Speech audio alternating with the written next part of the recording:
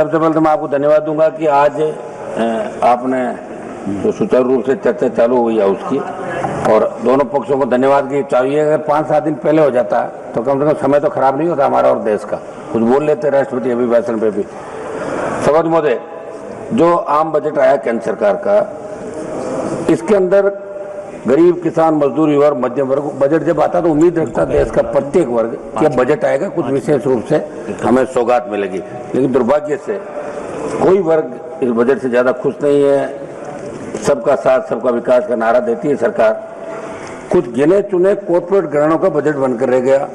पूर्व वक्ताओं ने भी लंबी चौड़ी बात यहाँ पे कही। सभापति महोदय, हमारे देश में आयकर, अधिभार, उपकार, जीएसटी से विभिन्न प्रकार के करों के कारण मध्यम वर्ग, वेतनभोगी, कर्मचारी, पेशेवर वर्ग आर्थिक रूप से शोषित महसूस कर रहे हैं। और जो बहुस्तरीय कर का ढांचा उससे नागरिकों को वास्तविक आय और बचत को गंभीर रूप से प्रभावित कर रहा है। बावजूद इसके बजट में सरकार ने उच्च और बहु कराधान की प्रणाली में सुधार करने कोई ठोस रोड में तैयार नहीं किया। सभापति महोदय, अमीर गरीब की खाई बढ़ाने वाला बजट है। आपने स्वास्थ्य बीमा और व्यक्तिगत जीवन बीमा पर जीएसटी शून्य कर दी, मगर राजस्थान सहित कई राज्यों में बीमा कंपनियों ने ऐसे बीमा बेस प्रीमियम बढ़ाकर सरकार को चुनौती दी, मगर सरकार इस बात को स्वीकार करने से इनकार करी है। इसलिए राहत के नाम पर दिखावा करने में सरकार को ज्यादा भरोसा है।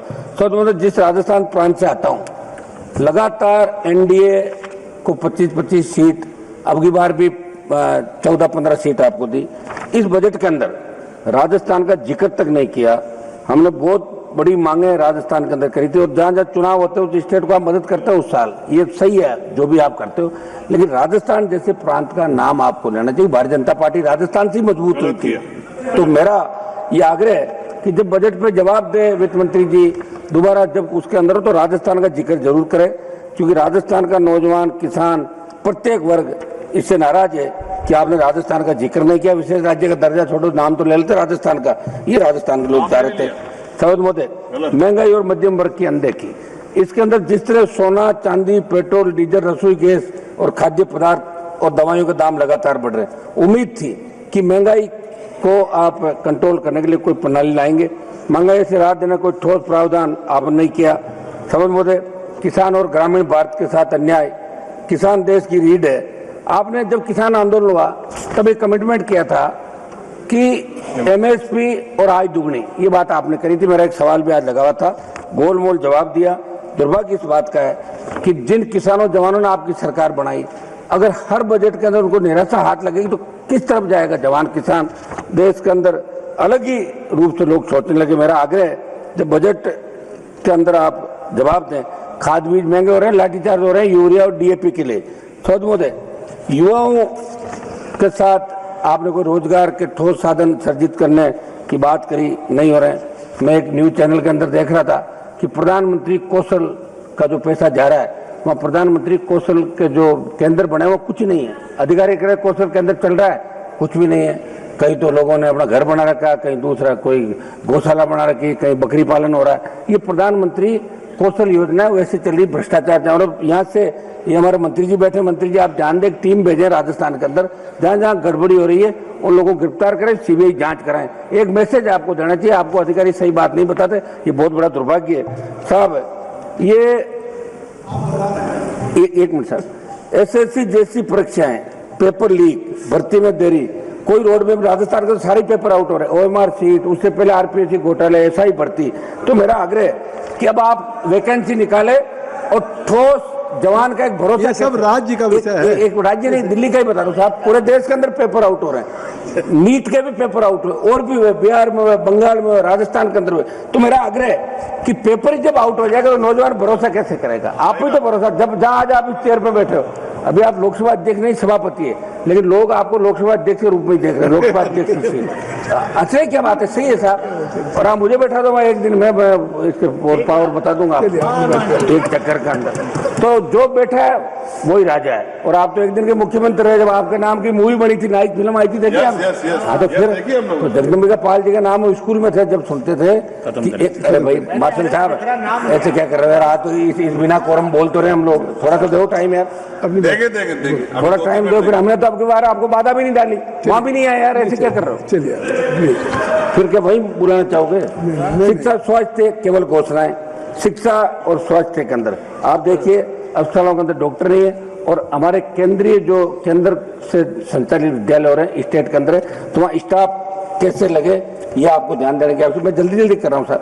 CSR की राशि के व्यय के लिए ठोस CSR, जहाँ से आप बाड़मेर, जैसलमेर, जालौर, जोधपुर से देश के तमाम जगह जहाँ माइनिंग हो रही है, दूसरा काम हो रहा है, वहाँ संबंधित MP को कोई नहीं पूछता। निशिकांत जी दुबे को पूछ सकते हैं, हमें नहीं पूछते, क्योंकि कागज के अंदर निकाल लेते हैं। अब हमें पढ़ने का समय थोड़ी है, ये पढ़ पढ़ के इतना करके रहते हैं कि हर लोग जवाब देते हैं हमारे को कि साहब निशिकांत जी के वहाँ तो काम हो रहा है। अरे भाई हमारे भी करो कार्य, निशिकांत जी काम थोड़ी चलेगा। मेरा आग्रह तो आप भी एक मिनट, आप भी निशिकांत जी के साथ आ जाइए, आप निशिकांत जी के साथ आ जाइए। सर निष्पक्ष रहिए, सर निष्पक्ष रहिए। एक सर मेरा आग्रह है, मैं फिर आ जाऊंगा तो आपको दिक्कत होगी। मैं तो चाहता हूँ आप भाषण देने के बजाय मंत्री बनो, भाषण ही देते रह जाओ पूरे जीवन।